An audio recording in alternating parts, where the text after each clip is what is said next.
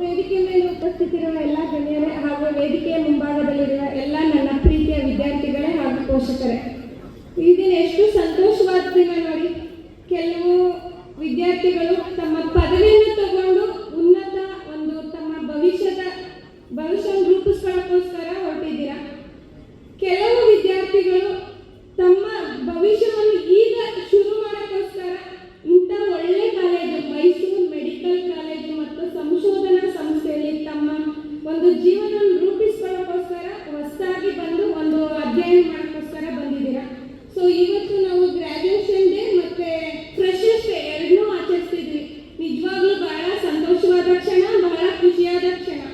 ಮೊದಲು ನಾನು ಹೇಳಬೇಕು ಅಂದರೆ ಗ್ರ್ಯಾಜುಯೇಷನ್ ತಗೊಂಡು ತಾವು ಇಷ್ಟು ದಿನಗಳ ಕಾಲ, ಇಷ್ಟು ವರ್ಷಗಳ ಕಾಲ ಸತತ ಪ್ರಯತ್ನ ಮತ್ತು ತಮ್ಮ ಶ್ರಮ ಶ್ರದ್ಧೆ ಮೂಲಕ ಒಂದು ಸಾಧನೆ ಅಂತಲೇ ಹೇಳ್ಬೋದು. ಈ ಸಾಧನೆಯನ್ನು ಮಾಡಿ ಈಗ ತಾವು ಭವಿಷ್ಯದಲ್ಲಿ ಉನ್ನತ ಒಂದು ತಜ್ಞರಾಗಲು ಹೊರಟಿದ್ದೀರಾ.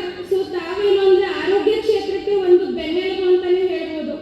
ಸೊ ನಿಮಗೆಲ್ಲ ಒಳ್ಳೆಯದಾಗಲಿ. ಮೊದಲಿಗೆ ನಿಮಗೆಲ್ಲ ಕಂಗ್ರ್ಯಾಚುಲೇಷನ್ಸ್ ಹೇಳ್ತೀನಿ. ಹಾಗೆ ಹೊಸದಾಗಿ ಈಗ ಫ್ರೆಶರ್ಸ್ ಆಗಿ ಬಂದಿರುವಂಥ ಮೈಸೂರು ಮೆಡಿಕಲ್ ಕಾಲೇಜ್ಗೆ ಅಲೈನ್ ಹೆಲ್ತ್ ಸೈನ್ಸ್ ಏನು ವಿದ್ಯಾಭ್ಯಾಸ ಮಾಡಕ್ಕೆ ಬಂದಿದ್ದೀರಾ. ನಮ್ಮ ಮೈಸೂರು ಮೆಡಿಕಲ್ ಕಾಲೇಜ್ ಒಂದು ಉತ್ತಮವಾದ ಒಂದು ದೇವಸ್ಥಾನ ಅಂತಲೇ ಹೇಳ್ಬೋದು. ಇಲ್ಲಿ ಒಂದು ಪ್ರೊಫೆಸರ್ ಇರ್ಬೋದು, ನಮ್ಮ ಡೀನ್ ಮೇಡಮ್ ಇರ್ಬೋದು, ಪ್ರಿನ್ಸಿಪಲ್ ಇರ್ಬೋದು, ನಿಮ್ಮ ಒಂದು ಉಪನ್ಯಾಸಕರಿರ್ಬೋದು, ತುಂಬ ಒಳ್ಳೆ ಉಪನ್ಯಾಸಕರಿದ್ದಾರೆ. ತಾವು ನೋಡ್ಬೋದು ಹಿಂದಿನ ದಿನಗಳಲ್ಲಿ ಹೆಂಗಿತ್ತು ಅಂದರೆ, ತಾವು ಈ ರೀತಿ ಒಂದು ಅಲೈನ್ ಹೆಲ್ತ್ ಸೈನ್ಸ್ ತಗೊಬೇಕು ಅಂದರೆ ಯಾವುದೋ ಬೆಂಗಳೂರಿಗೋ ಮತ್ತೊಂದು ನಗರಕ್ಕೂ ಹೋಗಿ ಕಲಿಬೇಕಿತ್ತು. ಆದರೆ ಇತ್ತೀಚಿನ ದಿನಗಳಲ್ಲಿ ನಮ್ಮ ಮೈಸೂರಲ್ಲೇ ಒಳ್ಳೊಳ್ಳೆ ಉಪಕರಣಗಳಿದ್ದಾವೆ. ಸೊ ನೀವು ಉನ್ನತವಾದ ಒಂದು ಉಪಕರಣಗಳು ನಮ್ಮ ಕಾಲೇಜಲ್ಲೇ, ನಮ್ಮ ಹಾಸ್ಪಿಟಲ್ಗಳಲ್ಲೇ ಸಿಗ್ತಾ ಇದೆ. ನೀವು ಪ್ರಾಕ್ಟಿಕಲ್ ಇರ್ಬೋದು, ಥಿಯರಿ ಇರ್ಬೋದು, ಒಳ್ಳೆ ರೀತಿ ನಿಮಗೆ ಕಲಿಸ್ತಾ ಇದ್ದಾರೆ. ಸೊ ಇದನ್ನು ಸದುಪಯೋಗ ಮಾಡಿಕೊಂಡು ನೀವು ಒಳ್ಳೆ ತಜ್ಞರಾಗಿ ಮತ್ತೆ ಒಳ್ಳೆ ಒಂದು ಆರೋಗ್ಯಕರ ಸಮಾಜ ನಿರ್ಮಾಣಕ್ಕೆ ನೀವು ಒಂದು ಸಾಕ್ಷಿ ಆಗಬೇಕು ಅಂತ ನಾನು ಹೇಳ್ತೀನಿ. ಸೊ ಈಗ ನೋಡ್ಬೋದು ಒಂದು ಅಲೈನ್ ಸೈನ್ಸ್ ಹೆಲ್ತ್ ಎಷ್ಟು ಇಂಪಾರ್ಟೆಂಟ್ ಅಂದರೆ ಒಂದು ವೈದ್ಯಕೀಯ ಕ್ಷೇತ್ರಕ್ಕೆ ಒಂದು ಬೆನ್ನೆಲುಬು ಅಂತ ಹೇಳಬೇಕು. ಕೇವಲ ಒಂದು ವೈದ್ಯಕೀಯ ಕ್ಷೇತ್ರ ಅಂದರೆ ಡಾಕ್ಟರ್ ಮಾತ್ರ ಅಲ್ಲ, ನರ್ಸ್ ಮಾತ್ರ ಅಲ್ಲ, ಹಾಸ್ಪಿಟಲ್ ಮುಖ್ಯ ಮಾತ್ರ ಅಲ್ಲ.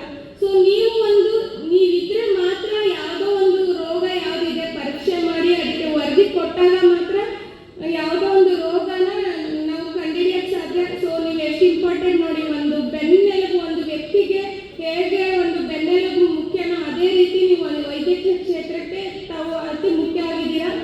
ಸೊ ನಿಮಗೆಲ್ಲ ಒಳ್ಳೆಯದಾಗಿ. ಮುಂದಿನ ದಿನಗಳಲ್ಲಿ ಆರೋಗ್ಯ ಕ್ಷೇತ್ರಕ್ಕೆ ಒಳ್ಳೆ ಕೆಲಸ ಮಾಡಿ ಮತ್ತೆ ಬಡವರಿಗೆ ಸ್ವಲ್ಪ ಸೇವಾ ಮನೋಭಾವನೆ ಇಟ್ಕೊಂಡು ಕೆಲಸ ಮಾಡಿ ಅಂತ ಹೇಳ್ತೀನಿ. ಆದರೆ ನಿಮ್ಮ ಭವಿಷ್ಯ ಉಜ್ವಲವಾಗಲಿ ಅಂತ ಹಾರೈಸ್ತೀನಿ. ಧನ್ಯವಾದಗಳು.